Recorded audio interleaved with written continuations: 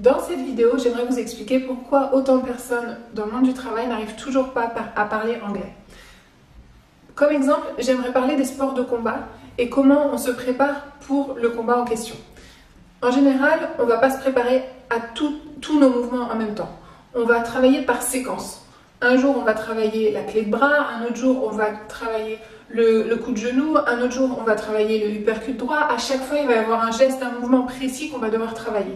Et c'est seulement à la fin qu'on va combiner un peu tous ces éléments et on va faire un combat de simulation avec un sparring partner et on va vraiment se tester en conditions pseudo-réelles.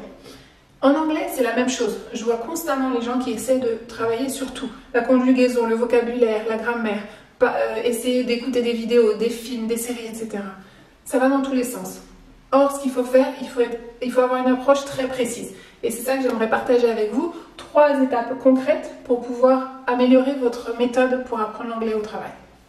La première chose, il faut avoir un focus. Il faut avoir un objectif très précis. Pour cela, ce qu'on fait à chaque fois avec nos clients, on remplit cette phrase. Je veux parler anglais avec qui? Avec qui? Est-ce que c'est avec votre manager, un prospect, un client, un fournisseur, un collègue en particulier? Définissez dans les prochains mois, dans les 3 prochains mois, à qui vous voulez être capable de montrer que vous parlez anglais. Ensuite, au sujet de quoi? Vous avez votre domaine d'expertise pour lequel vous êtes déjà reconnu en français, que ce soit en achat, en ressources humaines, ingénieur, vente. Vous avez votre domaine d'expertise. Maintenant que vous avez choisi cette personne qui est clé, avec qui vous voulez pouvoir parler anglais, vous voulez parler de quel sujet à cette personne? Est-ce que c'est un thème lié à la stratégie, à un contrat, un processus? Définissez bien précisément qu'est-ce que vous voulez obtenir. Et ensuite, pourquoi? Pourquoi vous voulez parler à cette personne en particulier de tel sujet? Est-ce que c'est un prospect en particulier pour décrocher un contrat? Est-ce que c'est votre manager pour essayer d'avoir une augmentation, une promotion? Quel est l'objectif de cela pour les 3 prochains mois? Ça, c'est le plus important à définir. C'est vraiment la base pour ne pas partir dans tous les sens. C'est le cœur. Une fois qu'on a ça, on va parler du vocabulaire. Quel est votre vocabulaire actif? Beaucoup de personnes ont amassé énormément de connaissances en anglais parce qu'on a été longtemps sur les bancs d'école, parce qu'on a essayé à droite à gauche des profs particuliers. Mais tout ce vocabulaire, malgré tout, les gens, la majorité des gens que je vois, n'arrivent toujours pas à parler anglais à leur travail. Pourquoi? Parce que ce n'est pas un vocabulaire actif. Qu'est-ce qu'on entend par vocabulaire actif? C'est un vocabulaire qui spontanément vous vient à l'esprit. Vous pouvez parler de manière fluide, vous pouvez avoir un dialogue fluide. Les mots sont prêts à l'emploi. Ce n'est pas le cas de beaucoup de personnes parce qu'elles ont plusieurs synonymes, elles ne sont pas sûres de la prononciation, elles hésitent sur le contexte, donc elles ne vont pas oser utiliser tel ou tel mot.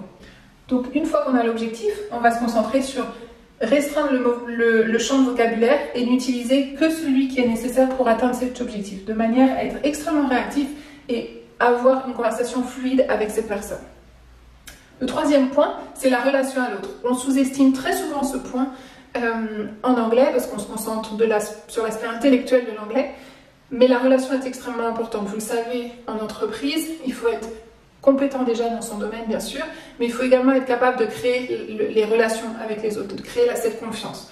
Donc là, ici, il faut savoir gérer les situations telles que comment gérer un silence quand vous réfléchissez à ce que vous voulez dire en anglais.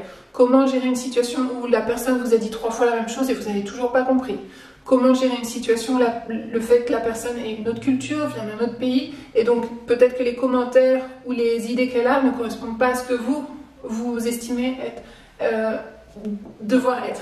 Donc comment vous allez garder une conversation fluide avec cette personne dans le but de créer cette confiance avec cette personne pour vraiment atteindre votre objectif précis. Une fois qu'on a fait ça, après on recommence pour un autre sujet. Voilà, ça c'est les 3 étapes extrêmement importantes pour réussir à parler anglais au travail et avoir un retour sur investissement extrêmement rapide. Si vous voulez en savoir plus ou aller plus loin dans la discussion, je vous invite à cliquer sur le lien pour regarder mon webinaire offert. Au revoir, à bientôt.